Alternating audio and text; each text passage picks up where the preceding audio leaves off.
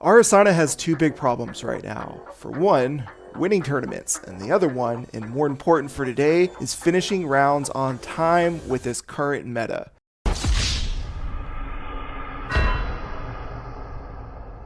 With more decks going to level 3 and water rising back up into dominance, Arasana struggles to finish the round without going into overtime, sometimes resulting in draws. With the way that the meta has shaped out right now, with level 3 decks being quite popular, and some of those being water in particular, games are dragging out quite long right now, and it's not uncommon for draws to be happening right now. I sure saw plenty of this happen when I was at regionals recently. So this is where I am at. I'm not convinced that this deck is groundbreaking. In fact, I think this deck still needs a fair bit of work. But I want you to see where I'm at. Let me know if you're seeing things as well where you think that the cards that I've chosen are incorrect or the juice is simply not worth the squeeze with something I have going on here. For Spirit, we're running the good old classic Spirit of Fire, no glimpse. This is counterintuitive for Arasana, as usually you want the glimpse.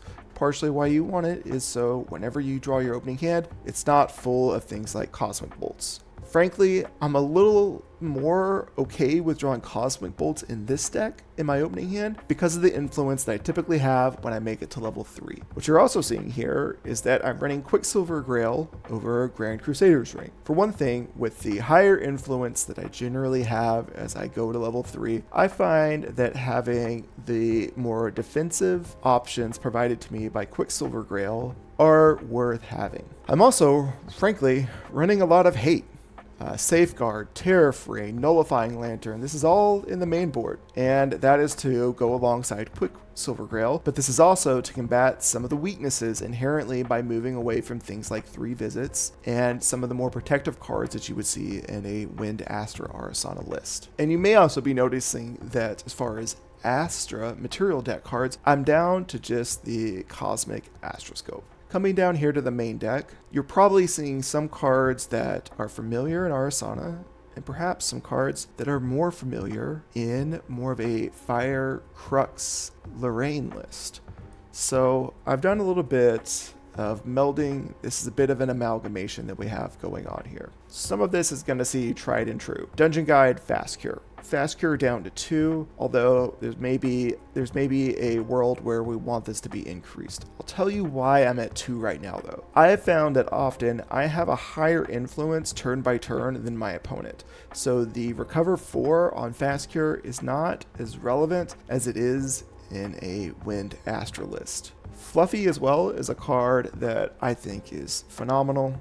It's great. It's a huge pickup for decks like Arasana and decks in general that are looking to go to level 3. So 4 of those seems right. Liminal Guide is just, it's Liminal Guide. It hasn't changed since the beginning of Distorted Reflection season. With or without Ryle, I see this card being a great asset, particularly in fire lists that play cards like Creative Shock, Cremation Ritual, and Hasty Messenger. Stalwart Shieldmate is there as well as we're looking to dump floating memory cards into our graveyard. And I find that Undying Dreams, while is a great combination with Liminal Guide, can also be great when it comes to throwing off math to keep things like a Fluffy Shopkeep alive or a Stalwart Shieldmate just to prevent a little bit more chip damage turn by turn.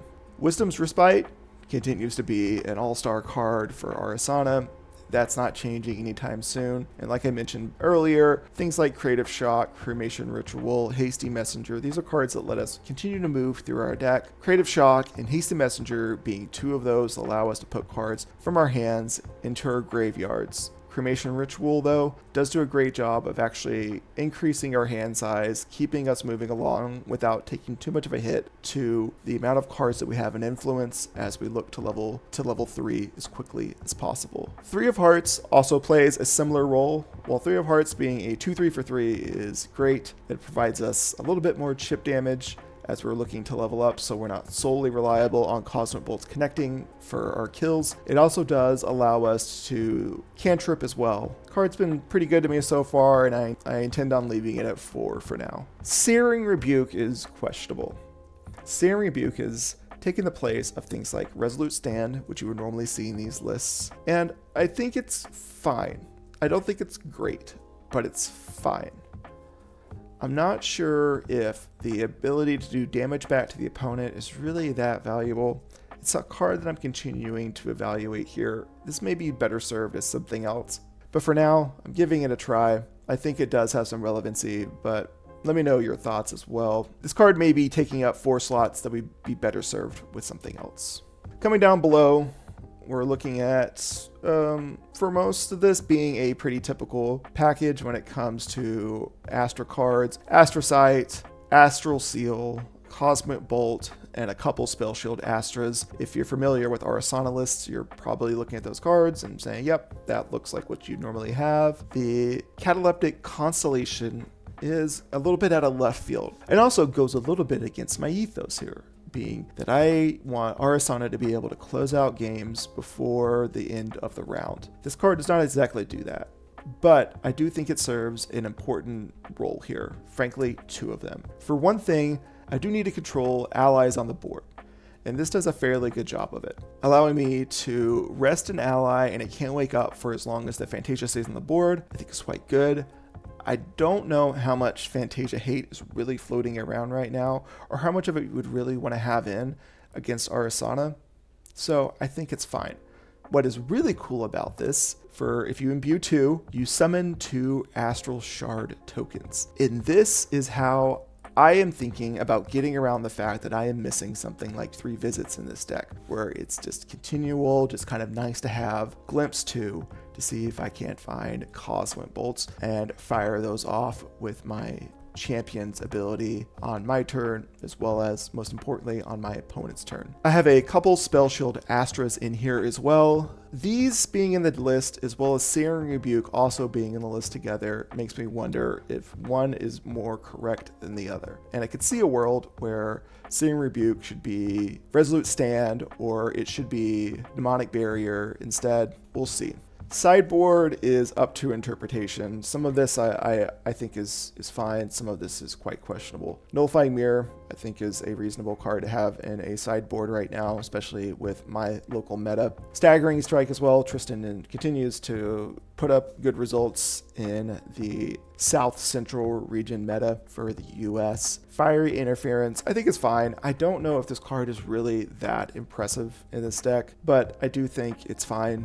Let me know your thoughts though. This may be a card that would be better served to be something else, perhaps an Ember Crypt Burn in its place. Immolation Trap with Guoja continuing to see play. Guoja decks, I do think this can be relevant. Majestic Spirit is seeing a fair bit of play as well. My worry is that the fact that damage needs to be dealt to this ally prior to playing this does mean that there's a good chance that perhaps the stars have not aligned. I don't have a creature to put in a point or 2 of damage onto it prior to playing this, and this instead rots in my hand, but I think this is potentially okay. Perdition is a card that I really like, but it is, I think, Magical Christmas Land. You want to think of that chance of you get all the health stats for your opponent's allies, all kind of boom, boom, boom. You play this, everything explodes. Your allies remain on the board. Wow, don't you look very smart. It hasn't really worked out that way. I think this card is a little bit of bait and maybe better off as something else.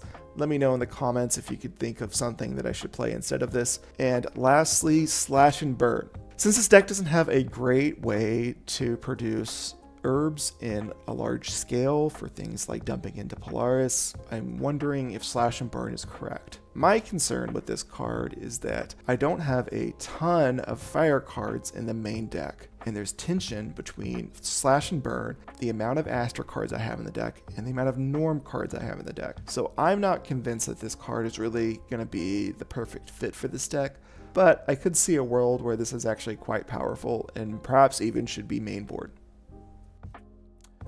And that's where I'm at with it. This list has been fun to play. I think it still needs some work, and that's where I'm hoping I can get your thoughts as well. If you did get all the way to the end of the video, I'd also appreciate it if you would subscribe and consider hitting the like button as well. It would greatly help me, and I can't wait to make more videos just like this one for you. So that's all I have for now. Thank you for watching, and I'll see you in the next one. Peace.